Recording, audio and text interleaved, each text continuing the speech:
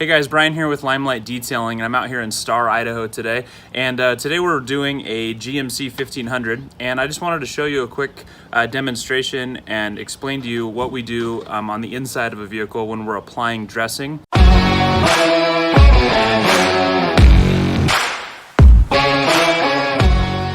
So we've wiped everything down here and we've steam cleaned, which is really important. You know, a lot of times people will, on their own vehicles, they might just spray some Armor All or some cheap product on there.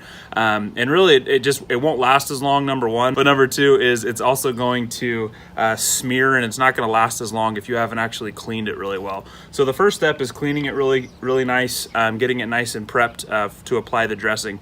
So two different things that we use when we are applying dressing to any kind of door panel or on the interior of anything.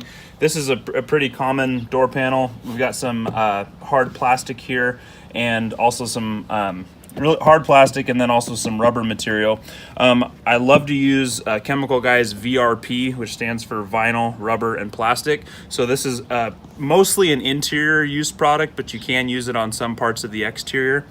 So what we do is we just take a couple pumps here, and really that might be a little too much, but basically we're just applying it to the applicator pad. And I usually just apply it to like one center place, so kind of just build it up a little bit there, get it nice and worked into the pad, and then just apply it in broad strokes over the entire surface. And I might not do the whole door for this demonstration, but just to kind of show you how we apply it.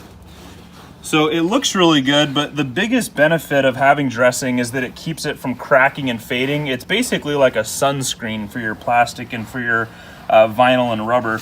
So this stuff typically lasts a couple weeks. It's a really nice product.